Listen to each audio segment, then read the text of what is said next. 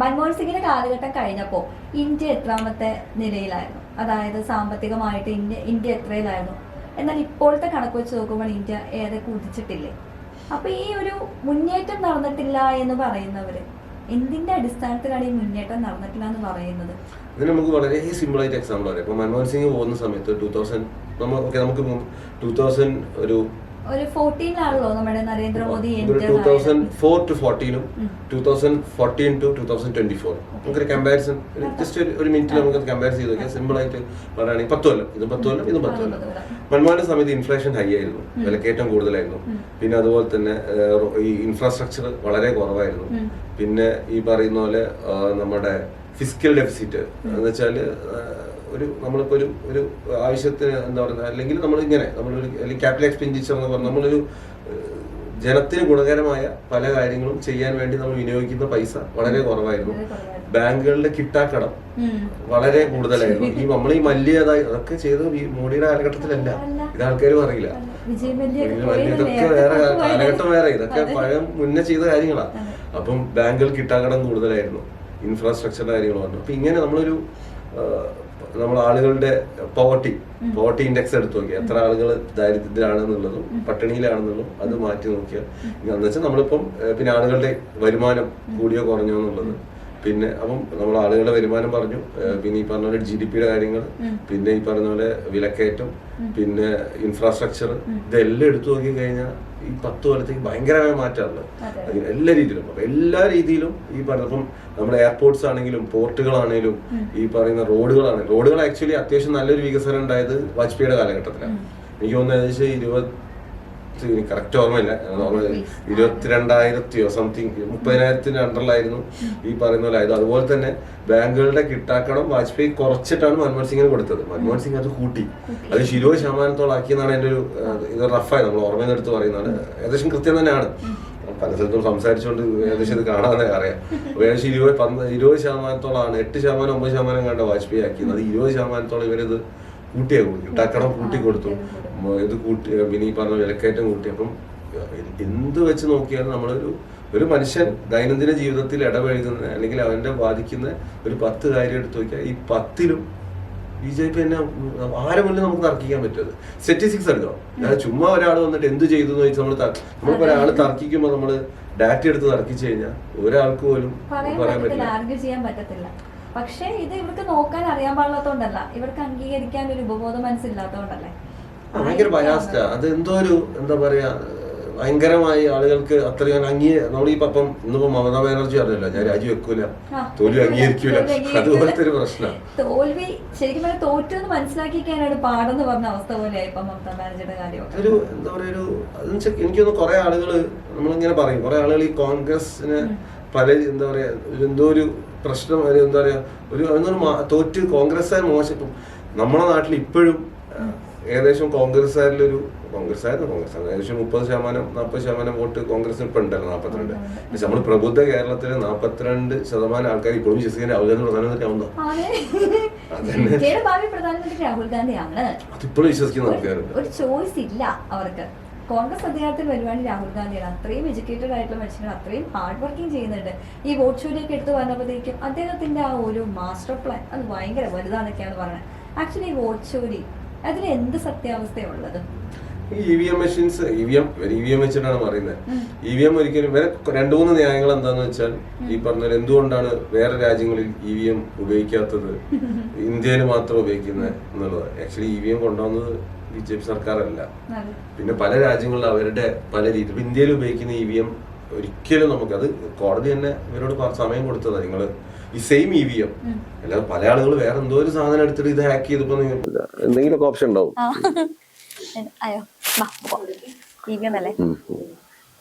EVM-ന്റെ ഒരു പ്രശ്നം എന്താ വെച്ചാല് ഇവരെ ന്യായങ്ങൾ ഇതൊക്കെയാണ്. EVM പുറത്തൊന്നും ബാലറ്റ് പേപ്പർ അല്ലേ, അത് ഓരോ രാജ്യം പോലെയാ. വളരെ പോപ്പുലേഷൻ കുറവുള്ള രാജ്യത്ത് ബാലറ്റ് പേപ്പർ യൂസ് ചെയ്യാം, അവർക്ക് ചെലവ് കുറവാണ്. പിന്നെ പല രാജ്യങ്ങളും ഡെവലപ്പാം. നമ്മൾ ഇപ്പം ഒരു രാജ്യം ബാലറ്റ് പേപ്പർ ഉപയോഗിച്ചതിന് അർത്ഥം അതെന്താ ഒരു സൂപ്പർ ആയിട്ട് ഉപയോഗിച്ചെന്നല്ല. അവര് ചിലപ്പം അത് പിന്നെ എപ്പോഴെങ്കിലും EVM കൊണ്ടുവരാന്നുള്ള രീതിയിലായിരിക്കും കാണുന്നത്. പിന്നെ നമ്മളെ നാട്ടില് യൂസ് ചെയ്യുന്ന അല്ലെങ്കിൽ ഇന്ത്യയിൽ യൂസ് ചെയ്യുന്ന EVM അല്ല വേറെ പല സ്ഥലങ്ങളിൽ യൂസ് ചെയ്യുന്നത്. അപ്പം വേറെ ഏതോ നാട്ടിൽ EVM എന്തോ പ്രശ്നം ഉണ്ടോണ്ട് ഇന്ത്യയിലെ EVM പ്രശ്നം, അപ്പൊ അവർക്ക് ഇവിടുത്തെ EVM അറിയില്ല, എന്താന്നല്ല, അത് EVM ഇന്ത്യയിൽ യൂസ് ചെയ്യുന്ന അത്രയും യുണീക്കാ. അത് നിങ്ങൾ ഏതൊരു അത്യാവശ്യം ഈ പാർട്ടിക്കാരല്ലാത്ത ഒരാളോട് ഇതിന്റെ വർക്ക് EVM എങ്ങനെയാ വർക്ക് ചെയ്യുന്നത് അത് ഒരിക്കലും ടാമ്പർ ചെയ്യാനോ ഒരു രീതിയിലോ ഒന്നും ചെയ്യാൻ സാധ്യമല്ല. അതങ്ങനെ അത് പറ്റൂല. ബാലറ്റ് പേപ്പർ ആണ് ഏറ്റവും വലിയ പ്രശ്നം. പണ്ടൊക്കെ നമ്മൾ അറിയുന്നത് ബൂത്ത് പിടുത്തം, നമ്മൾ പണ്ടൊക്കെ ന്യൂസിൽ കേട്ടിട്ടുണ്ടോ, ബൂത്ത് പിടുത്തം കേരളത്തിൽ വരെ ഉണ്ടായിരുന്നു. ബൂത്ത് പിടിക്കുന്നു, ബാലറ്റ് പേപ്പറിന്റെ പെട്ടി എടുത്തോണ്ട് ഓടുന്നു. ആ ഒരു കാലത്തിലേക്ക് പോകണം എന്നാണ് പറയുന്നത്. അപ്പൊ ഇന്ത്യ വികസിക്കുന്നതല്ലേ ഇവർക്ക് വേണ്ടത്. അത് ഇവർക്ക് എന്താ വെച്ചാൽ ബാലറ്റ് പേപ്പർ ആകുമ്പോ പഴയ തരികിട പരിപാടികൾ നടക്കും. കൊള്ളയടി മറ്റേ പണ്ടൊക്കെ നമ്മൾ കേൾക്കാറില്ല, ബാലറ്റ് പേപ്പറിന്റെ പെട്ടി എടുത്തോണ്ട് ഓടി. ബാലറ്റ് പേപ്പർ ആകുമ്പോ എന്തും ചെയ്യാം, നശിപ്പിച്ച് കളയാ. പിന്നെ അത് അപ്പം ഇതാണ് വെച്ചാൽ നമ്മൾ ഈ ടെക്നോളജീനെ, അതൊരു ഇതാണ്, നമ്മൾ ടെക്നോളജീനെ അക്സെപ്റ്റ് ചെയ്യാതെ അത് ഇത്രേ ഉള്ളൂ. തോറ്റു സമ്മതിക്കണം. ലളിതമായിട്ട് എന്തുകൊണ്ട് നമ്മൾ തോറ്റു എന്നുള്ളത് അവരെന്നെ ആലോചിച്ചാൽ മതി. എത്രയോ റീസൺസ് അവർക്കുണ്ട്. അത് നമ്മൾ ഈ പണ്ട് ആരോ മുഖം കണ്ണാടിയെ കുറ്റം പറയാൻ നമ്മൾ ഇത് പറയല്ലോ, മുഖത്തിന്റെ പ്രശ്നം കണ്ണാടിക്കാണ് കുറ്റം വരുന്നതെന്ന് പറയുന്നത്. അതുപോലെയാണ് ഇവര്, കാരണം തോൽവി അംഗീകരിക്കാൻ തയ്യാറല്ല. അപ്പൊ അതിന് എന്തെങ്കിലും കുറ്റം പറയാം. അതിനുവേണ്ടി ഇവര് കണ്ടെത്തിയൊരു ന്യായമല്ലേ BJPയുടെ കളിപ്പാവയാണ് തെരഞ്ഞെടുപ്പ് കമ്മീഷൻ എന്ന് പറയുന്നത്. അങ്ങനെ ഒരു പ്രശ്നം വരുന്നത് അത് ഈ രാഹുൽ ഗാന്ധിക്കൊക്കെ ഉള്ള ഒരു പ്രശ്നം. രാഹുൽ ഗാന്ധിനെ പറഞ്ഞപ്പോൾ അത് പറയാൻ വിട്ടുപോയതാ. ഞാൻ പറഞ്ഞില്ല, നാഷണൽ സെക്യൂരിറ്റി, ഭരണഘടനാ സ്ഥാപനങ്ങളെ അറ്റാക്ക് ചെയ്യുക, ഇതൊക്കെയാണ് രാഹുൽ ഗാന്ധി ചെയ്യുന്നത്. ഫോർ എക്സാമ്പിൾ ഇപ്പം നിക്കോബാറിൽ ഇപ്പൊ രാഹുൽ ഗാന്ധി അവിടെ കുറെ ഫോട്ടോ ഒക്കെ എടുത്ത് ഇവിടെ ഭയങ്കര പ്രശ്നമാണ്. ആക്ച്വലി നിക്കോബാറിന്റെ ടോട്ടൽ 2% ആണ് ഇതിന് ഉപയോഗിക്കുന്നത്. പിന്നെ അത് ഇന്ത്യക്ക് അത്രയും സ്ട്രാറ്റജിക് ആയിട്ടുള്ള ഒരു പോയിന്റ് ആണ്. രാജ്യസുരക്ഷ, നമ്മളുടെ എക്കണോമി അല്ലെങ്കിൽ നമ്മൾ ബിസിനസ് പരമായ രീതിയിൽ എല്ലാത്തിനും ബെസ്റ്റാ. പിന്നെ ഒരിക്കലും രാജ്യസുരക്ഷ ഇങ്ങനെ ഒന്ന് മാത്രമായിട്ടൊന്നും പറ്റില്ല. നമ്മൾ തുടങ്ങുമ്പോൾ ബിസിനസിന്റെ ആയുള്ള ലക്ഷ്യങ്ങളും ഉണ്ടാവും, ഇതെല്ലാം ഉണ്ടാവും, മിക്സ് ആയിട്ടാ വരാം. ഇതിനെ രാഹുൽ ഗാന്ധി ഡയറക്റ്റ് അറ്റാക്ക് ചെയ്യുമ്പോൾ അത് ഇന്ത്യയുടെ സുരക്ഷേനെയാണ് അറ്റാക്ക് ചെയ്യുന്നത്. അപ്പൊ ഇത് ഇയാൾക്ക് മനസ്സിലാവുന്നില്ല ഇതെന്താണ് അയാൾ. അപ്പം അവിടെ 4 മരം വെട്ടുന്നു, അത് പോകുന്നു, ഇത് പോകുന്നു എന്നാണ് പറയുന്നത്. ആൻഡമാന്റെ അത് തന്നെ, നിക്കോബാറിന്റെ അത് തന്നെ രീതി തന്നെ മാറ്റും. പ്രകൃതിയൊക്കെ സംഭവം നല്ലതൊക്കെ തന്നെ, പ്രകൃതിയൊക്കെ നല്ലത്. പക്ഷെ രാജ്യസുരക്ഷ, അത് രാജ്യസുരക്ഷേനെ മേലേക്ക് പ്രകൃതി സ്നേഹം വരരുത്, വരാൻ പാടില്ലല്ലോ. നമുക്ക് വേണ്ടത് ഇതൊരു ഇമോഷണൽ രീതിയിൽ എടുത്തിട്ടാണ് ഈ ഇങ്ങനെ ഇതാക്കുന്നത്. അതുപോലെയാണ് ഭരണഘടന ECIനെ അറ്റാക്ക് ചെയ്യുക, ഇലക്ഷൻ കമ്മീഷൻ ഓഫ് ഇന്ത്യനെ അറ്റാക്ക് ചെയ്യുന്നത്. കോടതിനെ എനിക്ക് തോന്നുന്നു ഇപ്പൊ ഭാവിയിൽ കോടതിയും സംഖ്യ എന്നുള്ള രീതിയിൽ തന്നെ പറഞ്ഞിട്ടുണ്ട്, പല സ്ഥലത്തും പറഞ്ഞിട്ടുണ്ട്. കോടതിയും ഇപ്പോ സംഖ്യകളുടെ പ്രൊപ്പഗണ്ട അനുസരിച്ചാണ് നിൽക്കുന്നത്. അത് ഇവരുടെ ഏറ്റവും വലിയ നെറേറ്റീവ്. ആക്ച്വലി നമ്മുടെ ഒരു സെക്കൻഡ് ഒന്ന് സൈലന്റാണ്, എന്താന്ന് അർജന്റ് കോളാണോ നോക്കാം. ഓക്കെ, ഇതില് ഇവരുടെ ഏറ്റവും വലിയൊരു നെറേറ്റീവ് ബാബറി മസ്ജിദിന്റെ വിധി വന്ന സമയത്ത് ഇവരത് ആക്ച്വലി ഇത് വിശ്വസിക്കാനും ആളുകളുണ്ട്.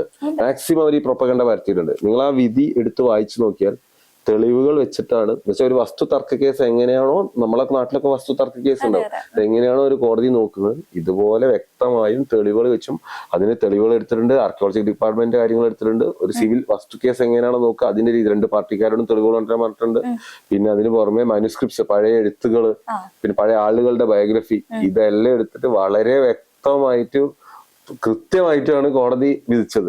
അത് തെളിവുകൾ നമ്മള് ആസ് പെർ തെളിവുകളെല്ലാം വെച്ചിട്ടാണ് കോടതി വിധിച്ചത്. പക്ഷെ ഇവരതിനെ പെട്ടെന്ന് തന്നെ അത് ഇങ്ങനെയാണ്. അപ്പം അത് ഇതിലൊരു പ്രശ്നം വെച്ചാൽ അങ്ങനെ ഇവരത് പറയുമ്പോൾ കുറെ ആൾക്കാരത് വിശ്വസിക്കാനുണ്ട്. അപ്പൊ ഈ നെറേറ്റീവ് ഭയങ്കര അധികം ആ കേസിൽ ഇവര് അതിനെ പുഷ് ചെയ്തു. പക്ഷെ അത് വായിച്ചു, അങ്ങനെ ഇവിടെ ആരും ഇതൊന്നും വായിച്ചു നോക്കുന്നില്ല. അതാണ് എന്റെ പ്രശ്നം. ബാബറി മസ്ജിദിന്റെ ഒരു വിഷയം തന്നെ ഇവര് പല രീതിക്കല്ലേ വ്യാഖ്യാനിക്കപ്പെടുന്നത്. ബാബറി മസ്ജിദ് ശരിക്കും എന്താണ്, ആ ഒരു ബിംബം അവിടെ കൊണ്ട് വച്ചതാണ് എന്ന് തന്നെ പറയാം. നമുക്ക് എല്ലാവർക്കും അറിയാം, അയോധ്യ ക്ഷേത്രം, അതായത് രാമക്ഷേത്രം ഉണ്ടായിരുന്ന പൊളിച്ചു പണിതതാണ് ഈ ബാബറി മസ്ജിദ് എന്ന് എല്ലാവർക്കും അറിയുന്ന കാര്യമാണ്. പിന്നെ ലേറ്റസ്റ്റ് ആയിട്ട് അതിന്റെ തൂണുകളിലൊക്കെ എന്തൊക്കെയോ ലിപികളും കാര്യങ്ങളും ഒക്കെ വ്യക്തമായിട്ട് ആ ഒരു രേഖയിലും ആ ഒരു അതിലും കിട്ടിയിട്ടുണ്ട്. പക്ഷെ ഇതൊന്നും ഇവര് അംഗീകരിക്കുന്നില്ല, പറയുന്നില്ല. അതിന്റെ വിധിന്യായത്തിൽ വായിച്ചു കഴിഞ്ഞാൽ ഈ തൂണുകളുടെ അടിയില്, ഇതിന്റെ അടിയില് ഇൻഡിജീനിയസ് ആയ ഇസ്ലാമിക് അല്ലാത്ത സ്ട്രക്ചർ ഉണ്ട്. ഇൻഡിജീനിയസ് ആയ ഇസ്ലാമിക് അല്ല സ്ട്രക്ചർ എന്ന് പറഞ്ഞാൽ ക്രിസ്ത്യാനികളതല്ലോ, ഇസ്ലാമിന്റെ അല്ലല്ലോ. അത് പിന്നെ ഓട്ടോമാറ്റിക് നമുക്ക് ഊഹിച്ചറിയാം അത് ഹിന്ദു സ്ട്രക്ചർ ആണെന്നുള്ളത്. അപ്പൊ അതിൽ വേറെ തർക്കമില്ല. അപ്പം ഇവര് അത് പിന്നെ ഇതിന്റെ ചെറിയ ഈ ലൂപ്പ് ഹോൾസ് എടുത്ത് പറയാം, കോടതി ഇങ്ങനെ കൃത്യമായി പറഞ്ഞില്ലല്ലോ. അത് നമുക്ക് ഏതൊരു വ്യക്തിയും കോമൺ സെൻസിൽ ചോദിച്ചാൽ മനസ്സിലാവും. പിന്നെ അതുപോലെ തന്നെ ഈ പറയുന്ന എതിർകക്ഷിക്കാർക്ക് അവരുടെ കൈവശമായിരുന്നു എന്ന് തെളിയിക്കാൻ പറ്റിയില്ല. അതിന് പുറമെ പഴയ സിഖ് ഗുരുക്കന്മാര്, വേറെ പല ആളുകളുടെ ഒക്കെ ഈ പറയുന്ന പോലെ ഇവിടെ രാമന ആരാധന ഉണ്ടായിരുന്നു എന്നാണ്. ഇതെല്ലാം കൃത്യം. അത് ഇതൊരു നമ്മള് സുപ്രീം കോടതി വിധിന്യായം വായിച്ചു നോക്കിയാൽ മതി. അതിൽ കൃത്യമായിട്ടുണ്ട്. ഇതാരും വായിച്ചു നോക്കുന്നില്ല. പിന്നെ ഇത് അല്ലെങ്കിൽ നമ്മളിപ്പം നമുക്ക് പല ഓപ്ഷൻ ഉണ്ട്. ChatGPT അപ്ലോഡ് ചെയ്ത് കഴിഞ്ഞാൽ അതന്നെ കൃത്യമായി പറഞ്ഞുതരും. ഇരുന്ന് വായിക്കണമെങ്കിൽ ഇപ്പം എന്താ പറയുക, ഇപ്പം പണ്ടത്തെ പോലെ ഇപ്പൊ നമുക്ക് ഇതിലൊരു പ്രശ്നം എന്താ വെച്ചാല് ഈ BJP-നെ വിരോധമുള്ള ആളുകൾക്ക് ചുമ്മാ പറഞ്ഞു പോയാൽ മതി. ഇത് ഇരുന്ന് വായിച്ച് തെളിയിക്കേണ്ട ആവശ്യമാണ് ബാക്കിയുള്ളവർക്ക്. ഇപ്പൊ ഈ വിധിന്യായം വായിക്കുക, പല കേസും ഇപ്പൊ ഈ അടുത്തുള്ള പല കേസിലും വിധിന്യായം വായിച്ചാണ് ഇതൊരു 1000, 2000, 5000 പേജ് ഉണ്ടാവും. ഈ വിഷയത്തിൽ വരുന്നതല്ല, എന്നാലും പറയാം ദിലീപ് യേസിന്റെ വിധിന്യായം വായിച്ചിട്ട് കിളി പോയിട്ടുണ്ട്. കാരണം അത് കുറച്ചുണ്ട് വായിക്കുക. ഇത് നമ്മളൊരു അറ്റ്ലീസ്റ്റ് ഒരു ദിവസമെങ്കിലും സമയം കണ്ടെടുക്കണം മിനിമം, കണ്ടിന്യൂസ്. അപ്പം ഇതുപോലെയാണ് അപ്പൊ ഇത് നമ്മൾ ഇരുന്ന് ChatGPT കൊടുത്താൽ അത് പറഞ്ഞു തരും. പക്ഷെ ഒരു പ്രശ്നം വെച്ചാൽ ഞാൻ പല സ്ഥലത്ത് തർക്കിക്കാനൊക്കെ പോകുമ്പോൾ, ചർച്ചയിലേക്ക് പോകുമ്പോൾ എന്താ പ്രശ്നം, ഇവര് ഇങ്ങനെ അതങ്ങനെ ഇല്ല, കളവ് പറയും. ഇന്ന പേജിൽ ഇങ്ങനെ ഉണ്ടല്ലോ എന്ന് പറയും. അപ്പൊ നമ്മൾ ഈ ChatGPT കൊടുത്ത് അവരിത് പറഞ്ഞു തരുമ്പോൾ പേജൊന്നും ഉണ്ടാവില്ല, നമുക്കൊരു അബ്സ്ട്രാക്റ്റാ പറയാം. അപ്പൊ നമ്മളിത് വായിച്ചാൽ മാത്രമേ ഇത് ഇന്ന പേജിലുണ്ടെങ്കിൽ നമുക്ക് അറിയാം. അപ്പൊ നമുക്ക് ചോദിക്കാം ഏത് പേജിൽ. അപ്പൊ ചോദിക്കുമ്പോ അവര് പറയാൻ പറ്റില്ല. മറ്റേ നമ്മൾ ChatGPT കൊടുത്തിട്ട് നമുക്കിത് കിട്ടിയാലും അപ്പൊ നമുക്കൊരു ഡൗട്ട് വരും, ഉണ്ടോ ഇല്ലേ അല്ലേ. അപ്പൊ അതുകൊണ്ട് ഇത് മൊത്തം ഇരുന്ന് വായിക്കണം. അപ്പൊ ഇതുപോലെയാണ് ഈ കേസ്. അതുപോലെ അപ്പൊ ഈ രാഹുൽ ഗാന്ധിയുടെ ഈ പറഞ്ഞ എന്നുവെച്ചാൽ ഇന്ത്യ ഭരണം പോയി, തങ്ങളുടെ പാർട്ടി ഭരിക്കുന്നില്ല, മോഡീനെ ഇഷ്ടമല്ല, ആ വിരോധം ഇന്ത്യനോടുള്ള വിരോധമായി മാറി. അപ്പൊ ഈ SIR നടപ്പാക്കുമ്പോൾ ഈ രാഹുൽ ഗാന്ധി ചെയ്ത വളരെ നല്ലൊരു കാര്യം ഈ SIR-ന്റെ ഇതിലത് ഈ കർണാടകയിലും ഈ പല സാധനം വോട്ടിംഗ് ലിസ്റ്റിൽ പ്രശ്നങ്ങളൊക്കെ ഉണ്ട് നമുക്കറിയാം. നമ്മൾ ആണെങ്കിൽ തന്നെ പല ആളുകളും ഒരു സ്ഥലത്ത് താമസം മാറുമ്പോൾ ഇവിടെ ക്യാൻസൽ ചെയ്യൂല. ശരിക്കും അത് പൗരന്മാരുടെ ഡ്യൂട്ടിയാ, സിറ്റിസന്റെ ഡ്യൂട്ടിയാ ക്യാൻസൽ ചെയ്യുന്നത്. അത് ചെയ്യൂല. അത് ചെയ്യാതെയാണ് ആളുകൾ ഈ പല സ്ഥലത്തേക്കും പോകുന്നത്. അപ്പൊ അതുകൊണ്ട് പല പ്രശ്നങ്ങളും വോട്ടിംഗ് ലിസ്റ്റിലൊക്കെ ഉണ്ടാവും. അത് നമ്മൾ അംഗീകരിക്കുന്ന കാര്യമാണ്. ഇതെല്ലാം BJP ചെയ്യുന്നതാണെന്ന് പറയുന്നത് ഈ പ്രശ്നം കിടക്കുന്നത്. അത് രാഹുൽ ഗാന്ധിക്ക് തെളിയിക്കാനും പറ്റിയില്ല. പിന്നെ പറഞ്ഞതൊക്കെ ആരോപണം മാത്രമായിട്ട് നിൽക്കുവാണല്ലോ, വ്യക്തമായിട്ടുള്ള തെളിവുകളുമില്ല, ഒന്നും പറയുന്നില്ല. പിന്നെ രാഹുൽ ഗാന്ധിയുടെ ഒരു ധൈര്യം എന്ന് വെച്ചാൽ രാഹുൽ ഗാന്ധി എന്ത് പറഞ്ഞാലും പകലാണ് രാത്രിയാണ് എന്നൊരു ആൾക്കാരുണ്ട്. ആ ഒരു അതിൽ വിശ്വസിച്ച് നിൽക്കുന്ന കുറച്ച് ആളുകൾ ഉള്ളത് കൊണ്ട് രാഹുൽ ഗാന്ധി, ഈ ആളുകൾ എന്ന് പറയുന്നത് ഭയങ്കര ഇന്റലക്ച്വൽ ആണെന്ന് പറഞ്ഞുകൊണ്ടിരിക്കുന്ന ആൾക്കാരാണ് ഈ വിശ്വസിച്ചുകൊണ്ടിരിക്കും, ഈ മണ്ഡലത്തിൽ വിശ്വസിക്കുന്നത്. അതെ, അതും യുവാക്കളും യുവതികളും തന്നെ വിശ്വസിക്കുന്നവരുണ്ട്. രാഹുൽ ഗാന്ധി പറഞ്ഞ കറക്റ്റാണ്, വോട്ട് ചോരിയുണ്ട്, എന്താ നിങ്ങൾക്ക് തെളിവ് എന്താ വേണ്ടേ വോട്ട് ചോരിയുടെ എന്നുള്ളതാണ് ചോദിക്കുന്നത്. അപ്പൊ നമ്മളെപ്പോലുള്ള ഒരു വീഡിയോ ഇട്ടാലും അതിന്റെ ഇടയിൽ കമന്റ് വരുന്ന കാണും, സംഖ്യയാണ്, ഇത് മാത്രമേ അറിയത്തുള്ളൂ, ശാഖ യൂണിവേഴ്സിറ്റി കിട്ടിയതാണോ എന്നൊക്കെയാണ് നമ്മളോട്. രാഹുൽ ഗാന്ധി ഇതാണ് വോട്ടിംഗ് ലിസ്റ്റിൽ പ്രശ്നം നമുക്കറിയാം, അത് തിരുത്തപ്പെടേണ്ടതാണ്. ഇതെല്ലാം BJP ചെയ്യുന്നതെന്നുള്ളതിന് തെളിവില്ല. രാഹുൽ ഗാന്ധി പറഞ്ഞ പല ആൾക്കാരും കോൺഗ്രസിന്റെ ആൾക്കാരാണ്. അപ്പൊ ഈ രാഹുൽ ഗാന്ധി ഇവിടെ ചെയ്യുന്ന വെച്ചാൽ ഭരണഘടനാ സ്ഥാപനങ്ങളെ അറ്റാക്ക് ചെയ്യുക. ഈ ഭരണഘടനാ സ്ഥാപനങ്ങൾ മോശക്കാരാണ് എന്ന് വരുത്തി തീർത്ത്, ആക്ച്വലി ഇവർ ഇവിടെ, എനിക്ക് അറിയില്ല ഇവർക്ക് അതിനുള്ള ധൈര്യം ഉണ്ടാവുന്ന എന്താന്ന് ഇവരറിയില്ല. ഇവരെ ആക്ച്വലി ഇവരെ ഉദ്ദേശം ഭരണം കിട്ടൂല. ഇന്ന് മമത ഒക്കെ കുറെ, ഞാനിപ്പോ 2 ദിവസമായിട്ട് ഇൻസ്റ്റാഗ്രാമില് പല സാധനങ്ങൾ കാണുന്നേ പറയുന്നുണ്ട്. BJP വെസ്റ്റ് ബംഗാൾ പിടിച്ചു, ജനങ്ങൾ ഇറങ്ങി റവല്യൂഷന് ഇറങ്ങണം, ജനങ്ങൾ സിവിൽ വാർ, ഈ ഒരു ലൈനിലാണ് ഇവര് പോകുന്നത്. അത് ഈ നേപ്പാളിലും മറ്റേ സ്ഥലത്തും അവിടെ ഇവിടെയൊക്കെ നോക്കിയതാണല്ലോ, കശ്മീർ നോക്കിയതാണല്ലോ, ആഹ്വാനം ചെയ്തിറക്കിയത്. പക്ഷെ അത് ഈ നേപ്പാളും ഇതൊന്നും പോലെ ഒരു ചെറിയ ശ്രീലങ്കയൊന്നും പോലെ ചെറിയ സ്ഥലമല്ലേ ഇന്ത്യ. അത് ഇവിടുന്ന് തുടങ്ങി അവിടേക്ക് എത്തുമ്പോഴേക്ക് ഇവിടെ ആർമിയോ അല്ലെങ്കിൽ പോലീസോ ഇതിനെ തീരുമാനാക്കിയിട്ടുണ്ടാവും. ഇത് അപ്പൊ ഇവരെ ഈ ലൈനിൽ അവർ പോകണം. ഭരണം ഏതായാലും കിട്ടൂല. അപ്പൊ പിന്നെ ഇങ്ങനെയെങ്കിലും കിട്ടാവുന്ന രീതിയിൽ ഭരണ സ്ഥാപനങ്ങളെ അറ്റാക്ക് ചെയ്യുക. തെളിവുണ്ടോ ചോദിച്ചാൽ തെളിവില്ല. ഇപ്പൊ രാഹുൽ ഗാന്ധി പറയുന്നു വോട്ട് ചോരിയുണ്ട്, ഓക്കെ, വോട്ടിംഗ് ലിസ്റ്റ് പ്രശ്നമുണ്ട്, BJP ആണെന്നുള്ളത് തെളിവില്ല, വോട്ട് ലിസ്റ്റ് പ്രശ്നമുണ്ട്. അപ്പൊ നമുക്ക് SIR കൊണ്ടുവരാം, അതിനെ എതിർക്കും. ഒരു സ്ഥലത്ത് ഇരുന്നിട്ട് വോട്ട് ചോരി എന്ന് പറയും, ഇപ്പുറത്തെ SIR കൊണ്ടുവരുമ്പോൾ അതിനെ പ്രശ്നമാണ്. ഇതാണ് ഇതിന്റെ പ്രശ്നം. ഇപ്പൊ രാഹുൽ ഗാന്ധി കേരളത്തിൽ വന്നിട്ട്, അതായത് പുതിയുഗ യാത്രയുടെ അവസാനത്തിൽ വന്നിട്ട് പറഞ്ഞിട്ടുണ്ടായിരുന്നു, കോൺഗ്രസ് അധികാരത്തിൽ വന്നാൽ ഇന്ദിരാ ഗ്യാരണ്ടി എന്ന് പറഞ്ഞ 5 പദ്ധതികൾ നടപ്പിലാക്കാം. അതിൽ ഏറ്റവും പ്രമാദമായിട്ടുള്ള, കേട്ടാൽ വളരെ സിമ്പിൾ ആണ്, പക്ഷേ ഒരേ സമയം നമ്മൾ ചിന്തിപ്പിക്കുന്ന ഒരു പദ്ധതിയാണ് KSRTC ബസ്സിൽ സ്ത്രീകൾക്ക് സൗജന്യ യാത്ര.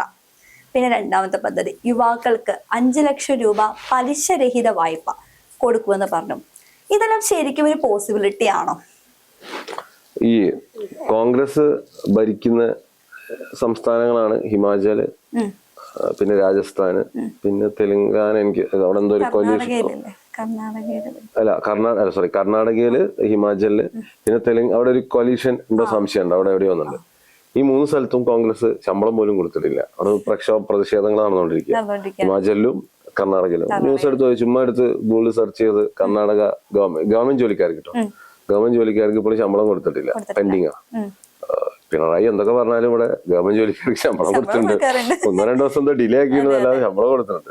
അപ്പൊ ഇവിടെ കൊടുത്തിട്ടില്ല. ഇതാണ് കോൺഗ്രസിന്റെ, ഇതാണ് സാമ്പത്തിക എക്കണോമിക് മോഡല് എന്ന് വെച്ചാൽ ഇതാണ് ഇതിന്റെ അവസ്ഥ. അതിന് റീസൺ പറയുന്നത് ഫസ്റ്റ് ഓൾ വ്യക്തിപരമായി ഞാൻ ഈ സോഷ്യൽ വെൽഫെയറിന് എതിരാണ്.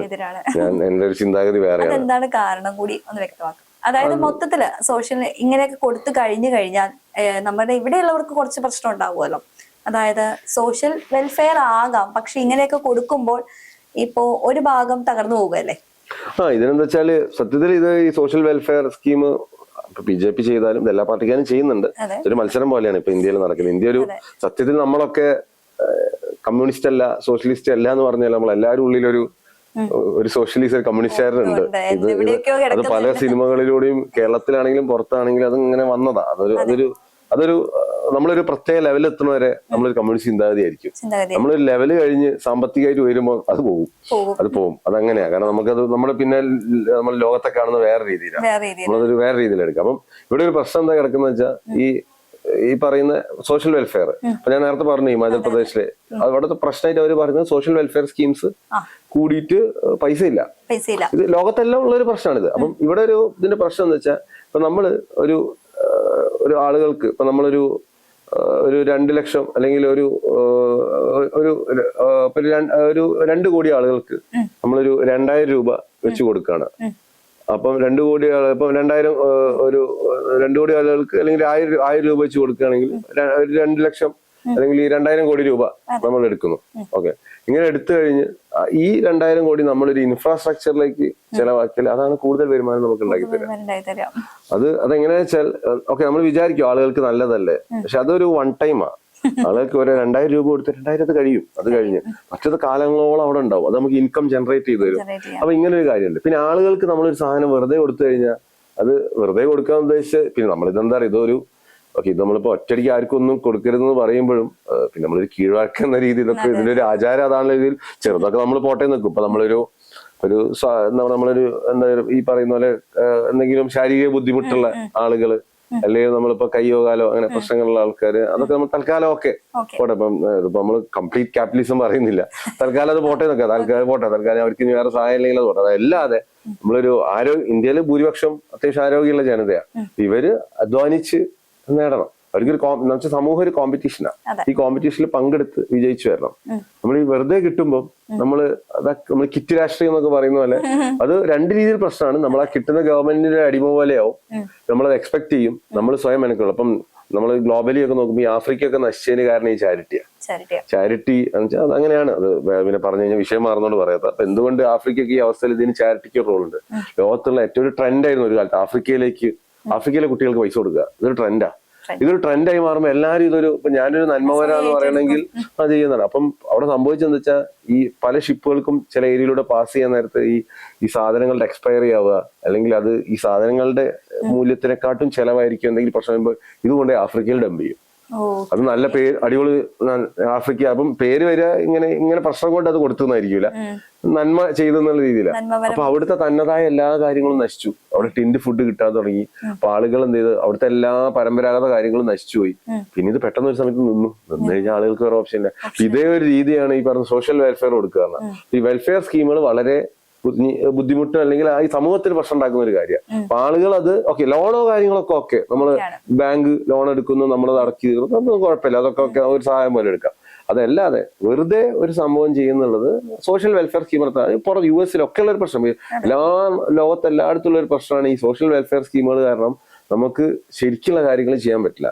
അപ്പൊ അത് ആളുകളുടെ പ്രവണത മാറണം. ആളുകൾക്ക് ഇങ്ങനെ കിട്ടുക എന്നുള്ളതിന് മാറി നമ്മള് ഈ പറഞ്ഞ പോലെ ലോൺ എടുക്കാനുള്ള ഓപ്ഷൻസ് ഉണ്ട്, അതിലൂടെ ചെയ്യാം. നമ്മൾ അങ്ങനത്തെ പല ചിന്താഗതി നമുക്കുണ്ട്. അത് ആളുകൾക്ക് നമ്മുടെ നാട്ടിൽ പല രീതിയിൽ തെറ്റിദ്ധാരണയും പല വിഷയത്തെ പറ്റിയുണ്ട്. പിന്നെ അതുപോലെയുള്ള ഒരു പ്രശ്നമാണ് ഇപ്പൊ നമ്മൾ ഈ പറഞ്ഞ ഇന്ദിര ഗ്യാരണ്ടി അതിൽ പറഞ്ഞ കാര്യമാണ് KSRTC ബസ്സിൽ ഫ്രീ സ്ത്രീകൾക്കുള്ളത്. പിന്നെ കോളേജ് പിന്നെ തൽക്കാലം പോട്ടെ എന്നൊക്കെ. അതുപോലെ തന്നെ കോളേജ് ഇത്ര പൈസ പോക്കറ്റ് മണിയായിട്ട് പൈസ. ഇത് എന്താ പ്രശ്നം വെച്ചാൽ ആളുകളെ ഡിപ്പെൻഡന്റ് ആക്കുകയാണ് കോൺഗ്രസിലേക്ക്. എന്ന് വെച്ചാൽ 1000 രൂപ കിട്ടണമെങ്കിൽ കോൺഗ്രസിന് വോട്ട് ചെയ്യണമെന്ന രീതിയിൽ വെച്ചാൽ സംഭവം പൈസ കൊടുത്ത് വോട്ട് വാങ്ങുന്ന പോലെയുള്ള ഒരു പരിപാടിയാണ്. പക്ഷെ ഇതൊരു മത്സരം, ഒരു കോമ്പറ്റീഷനായി. ഇപ്പൊ നമ്മള് ഏതൊരു സർക്കാർ ഇപ്പൊ BJP ആണെങ്കിലും ഞാനത് വ്യക്തിപരമായി BJPക്ക് അതിനെതിരെ. അപ്പം കോൺഗ്രസ് 1000 കൊടുക്കുന്ന പറയുമ്പോൾ CPM പറഞ്ഞാൽ ഞങ്ങൾ 2000 കൊടുക്കുക അറിയും, വേറെ ആള് നമ്മൾ 3000 കൊടുക്കുക അറിയും. അപ്പൊ ആളുകളെ കൂടുതൽ ഇതിനുള്ളിലേക്ക് വലിച്ചിടുക ചെയ്യുന്നത്. അപ്പൊ അത് പക്ഷെ അതൊരു ട്രെൻഡായി. അതിനൊരു മാറ്റം എന്നൊക്കെ പറഞ്ഞാൽ പെട്ടെന്നൊരു പാർട്ടിക്ക് ഞാനിതൊന്നും തരില്ല എന്ന് പറയാൻ പറ്റില്ല. അതങ്ങനെ ചില കാര്യങ്ങൾ നമ്മൾ നിർബന്ധിതനായി. ഇപ്പം അതങ്ങനെയാണ്. ഇപ്പൊ ഞാനൊരു രാഷ്ട്രീയക്കാരൻ നേതാവായി പോയ ഓട്ടോമാറ്റിക്കായിട്ട് നമ്മൾ ഇത് കൊടുക്കേണ്ടി വരും. കാരണം ആ സിസ്റ്റം അങ്ങനെ ആയിപ്പോയി. ഇനി എന്ന് മാറ്റിയെടുക്കാതെ നമ്മൾ ശ്രമിക്കും മാക്സിമം. ശരി 10-15 കൊല്ലം കുറച്ച് സമയം എടുക്കും.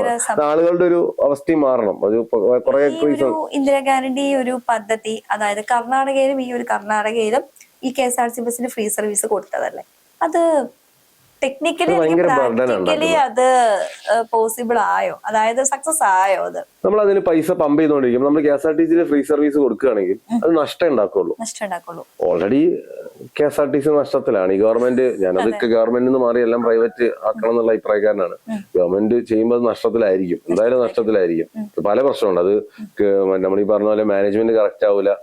അത് പല പ്രൈവറ്റ് സ്ഥാപനം പോലെ ആയിരിക്കും. ഇതിന്റെ യന്ത്രങ്ങളാണ്, ഇത് ഉപയോഗിക്കുന്ന രീതികൾക്ക് മാറ്റം ഉണ്ടാവും, പിന്നെ ഇത് ഉണ്ടാവും, പിന്നെ അതുപോലെ തന്നെ നഷ്ടങ്ങൾ വരാം. അപ്പം ഇപ്പൊ തമിഴ്നാട് ഈ ട്രെൻഡ് ഉണ്ടായിരുന്നു, പഞ്ചാബിൽ എനിക്ക് തോന്നുന്നു ഈ ട്രെൻഡ് ഉണ്ടായിരുന്നു, ഡൽഹി മെട്രോയിലും ഈ ട്രെൻഡ് ഉണ്ടായി. ഇപ്പൊ ഉണ്ടോന്ന് എനിക്കറിയില്ല, നമുക്കത് അറിയില്ലല്ലോ, നമ്മൾ ഇതൊക്കെ സ്ത്രീകൾക്ക് കിട്ടുന്നത്, നമുക്ക് ഇതിനെ പറ്റി നമുക്കത് കിട്ടില്ല. മഹാരാഷ്ട്രയിലുണ്ട് പകുതി പൈസയാണ്. അപ്പൊ ഞാൻ ഈ അടുത്ത് പോയപ്പോ എനിക്കത് മനസ്സിലായി, പകുതി ചാർജാണ് സ്ത്രീകൾക്ക് ഗവൺമെന്റ്. അപ്പം ഞാനൊരു സ്ഥലത്ത് പോയപ്പോ എന്റെ അടുത്ത് കൂടെ ഉണ്ടായിരുന്ന ആൾക്ക് 45 രൂപ ടിക്കറ്റ്, എനിക്ക് 90 രൂപയും കൂടുതൽ ആൾക്ക് 45. അതെനിക്ക് അറിയില്ല. ഞാൻ പെട്ടെന്ന് അവിടെ 45 എന്ന് പറഞ്ഞപ്പോ ഞാനും 50 രൂപ എടുത്ത് കാണിച്ചപ്പോ അതല്ല 90 ആണ്. അപ്പൊ ഞാൻ ഓക്കെ, അപ്പൊ ഞാൻ നോക്കിയപ്പോ മനസ്സിലായി, ഫോൺ എടുത്ത് നോക്കി, ഓക്കെ ഇവിടെ പകുതി.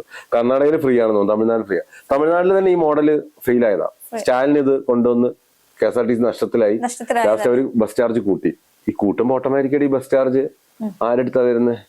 ആണുങ്ങളാണ് കൊടുക്കുന്നത്. ഇതൊരു പ്രശ്നം. അധിക ബാധ്യത ആണുങ്ങളെ തലയ്ക്ക് ഇടുന്നത് എന്നുള്ളത് ഞാൻ ആണായോണ്ട് നമുക്ക് ആ രീതിയിൽ നമ്മൾ ചിന്തിക്കും.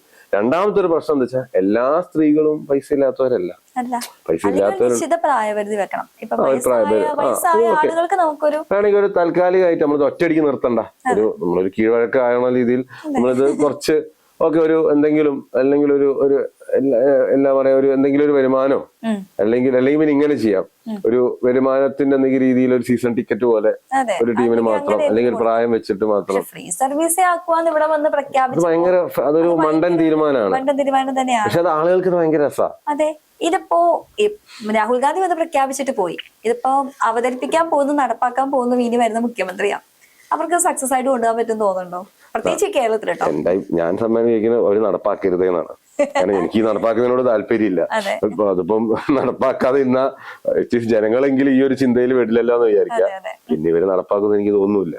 അത് വാഗ്ദാനങ്ങളല്ലേ, ഇപ്പൊ വാഗ്ദാനല്ലേ. അതെ, ഇത് പണ്ടും ഇതുപോലെ ഒരുപാട് വാഗ്ദാനങ്ങൾ ഇന്ദിരാഗാന്ധി തന്നെ കൊടുത്തിട്ടുണ്ടല്ലോ, അതൊക്കെ നടപ്പിലാക്കിയിട്ടുണ്ടോ? ഇല്ല, അതൊന്നും അത്ര പെർഫെക്റ്റ് ആയിട്ടല്ല വന്നത്. എന്നിട്ട് ആ മരിച്ചുപോയി ഇന്ദിരാഗാന്ധിയുടെ പേരിൽ ഇന്ദിരാ ഗ്യാരണ്ടി എന്ന് പറഞ്ഞ് കൊടുക്കുന്നതിനെ നമ്മൾ എന്ത് വിശ്വസിച്ചാണ് സ്വീകരിക്കുന്നത്? ഇപ്പൊ പലിശരഹിത വായ്പയൊക്കെ ചിലപ്പോ പിന്നെ നമ്മൾ റിയാലിറ്റി എടുത്ത് നോക്കുമ്പോൾ അതൊക്കെ ചിലപ്പോൾ എന്തെങ്കിലുമൊക്കെ നടക്കാൻ മതിയോ? ഈ KSRTC എനിക്ക് അറിയില്ല, ചിലപ്പോ ഞാൻ അറിയില്ല അത് പ്രായപരിധിക്ക് വെച്ചിട്ട് ഇതെല്ലാം പ്രായപരിധി അവര് പറഞ്ഞിട്ടില്ല, സ്ത്രീകൾക്ക് മുഴുവൻ പറഞ്ഞേക്കുന്നത് വാഗ്ദാനങ്ങളല്ലേ. അത് എന്ത് വേണമെങ്കിൽ അതിന് എങ്ങനെ എന്ത് വേണമെങ്കിലും എങ്ങനെ വേണമെങ്കിൽ ആവാലോ. ഇപ്പൊ നാളെ 60 വയസ്സിന് മേലെ ആവാം. ഞാനത് നടപ്പാവരുത് എന്ന് പറയുന്ന ആളാണ്. അത് ഒരിക്കലും അവർ നടപ്പാക്കരുത് ആണ്. പക്ഷെ അവർ നടപ്പാക്കാനും പോണില്ല. അവർക്ക് വെറും വാഗ്ദാനം മാത്രം എന്നുള്ള എനിക്ക് തോന്നുന്നില്ല. അതൊക്കെ നടപ്പാക്കിയാൽ എത്രത്തോളം, അല്ലെങ്കിൽ നമ്മളാണല്ലോ ഇതിങ്ങനെ പൈസ വീണ്ടും KSRTCയിലേക്ക് പമ്പ് ചെയ്തുകൊണ്ടിരിക്കണം. കേരളത്തിന്റെ ഖജനാവിന്റെ അവസ്ഥ വളരെ പൂച്ച പറ്റി കിടക്കാന്ന് പറഞ്ഞ ആളാണ് കേട്ടോ ഇപ്പൊ മുഖ്യമന്ത്രിയാകാനായിട്ട് വാശി പിടിക്കുന്നത്. അപ്പം അതുകൊണ്ട് എനിക്കറിയില്ല ഇവർക്ക് ഈ പൈസ എല്ലാം എവിടെയെങ്കിലും വരണ്ടേ. അതെ, ഈ ബാലഗോപാൽ പറഞ്ഞിട്ടുണ്ടായിരുന്നു ധനകാര്യമന്ത്രി, ഞങ്ങൾ പടിയിറങ്ങി പോകുന്ന 4000 കോടി ഖജനാവിൽ ബാക്കി വെച്ചിട്ടാണ്. അത് എന്തെങ്കിലും സത്യാവസ്ഥ തോന്നുന്നുണ്ടോ? 4000 കോടി ബാക്കി വെച്ചിട്ടുണ്ടെങ്കിൽ അതിന് ഇരട്ടി കടം ഇല്ലേ? ആ കടത്തിന്റെ കാര്യം എന്താണ് പറയാത്തത്? ഈ 4000 കോടി സാധാരണക്കാരന് കേൾക്കുമ്പോഴാണ് വലിയൊരു പൈസയാണ്. കേരളത്തിന്റെ ചെലവെടുത്ത് നോക്കിയാൽ 4000 കോടി ഒരു പൈസയല്ല. നമ്മളിപ്പോ ഒരു 1 ലക്ഷം രൂപ ശമ്പളം കിട്ടുന്ന ആള് എങ്ങനെയാണോ 4000-നെ കാണുന്നത് അതുപോലെയുള്ളൂ നമ്മള് 4000. നമുക്ക് 4000 കോടി വാർത്ത ഹൈലൈറ്റ് 4000 കോടി ഉണ്ടല്ലോ. 4000 കോടി ഒരു കാര്യമില്ല. അത് നമ്മൾ കണക്കുകൾ നോക്കിയാൽ മനസ്സിലാവും. ഒരു ചെലവ് 2011 ഉമ്മൻചാണ്ടി സർക്കാർ പറഞ്ഞത്, അതായത് 16-ലായപ്പോഴത്തേക്കും ഭരണം മാറി പോവുകയും ചെയ്തു. 18 മാസത്തെ പെൻഷൻ കുടിശ്ശിക വെച്ചിട്ടല്ലേ ഇവര് പോയത് ആ സമയത്ത്. അങ്ങനെയുള്ള ഒരു പെൻഷൻ കുടിശ്ശിക പോലും കൊടുക്കാൻ പറ്റാതിരുന്ന ഒരു സർക്കാർ ഇപ്പോൾ ഈ ഒരു വാഗ്ദാനങ്ങൾ, അതും പെൻഷനും വാഗ്ദാനമായിട്ട് കൊടുത്തിട്ടുണ്ട്, അതായത് 3000 രൂപയായിട്ട് വർദ്ധിപ്പിക്കുന്നത് പറഞ്ഞ് കൊടുത്തിട്ടുണ്ടല്ലോ, ഇതൊക്കെ നടപ്പിലാകുന്ന കാര്യമാണോ? അതേ പറഞ്ഞു, കോൺഗ്രസ് ഇതിനു മുന്നേ ഇപ്പൊ ഭരിക്കുന്ന 2 സംസ്ഥാനങ്ങളിൽ ഗവൺമെന്റ് ജീവനക്കാർക്ക് പെൻഷൻ അല്ലെ ശമ്പളം പോലും കൊടുക്കാൻ പറ്റിയില്ല. ഇതാണ് കോൺഗ്രസിന്റെ എക്കണോമിക് മോഡൽ എന്ന് വെച്ചാൽ ഓരോ പാർട്ടിക്ക് ഒരു മോഡൽ ഉണ്ടാവില്ല, അവര് നമുക്ക് കാണിച്ചു തരുന്നതാണിത്. നമ്മള് ആൾക്ക് എടുത്തു നോക്കിയാലും കാണാവുന്ന കാര്യമാണ്. അപ്പം 2 അതും എനിക്ക് തോന്നുന്നു കർണാടക അത്യാവശ്യം നല്ല സാമ്പത്തികമായി നല്ല വരുമാനം ഉണ്ടാക്കാൻ പറ്റുന്ന ഒരു സ്ഥലമാണ്. അതുപോലെ തന്നെ ഹിമാചല് കുഴപ്പമില്ല. അപ്പം ഈ രണ്ട് ടൈപ്പ്, അപ്പൊ ഈ രണ്ട് രീതിയിലുള്ള സ്ഥലങ്ങളാണ്. ഈ 2 സ്ഥലത്ത് നിന്ന് ഇവർക്ക് ഒരു വരുമാനം ഇല്ലാത്തതുകൊണ്ടാണല്ലോ ഈ പൈസ കൊടുക്കാൻ പറ്റാത്തത്. അപ്പൊ ഈ ഓൾറെഡി കടത്തിൽ മുങ്ങി ആകെ ഇന്ത്യയില് ഏറ്റവും കൂടുതൽ സാമ്പത്തികമായി ഇത്രയും തകർച്ചയിലുള്ള ഒരു സംസ്ഥാനം കേരളമാണുള്ളത്, ഏറ്റവും തകർച്ചയിലുള്ളത്.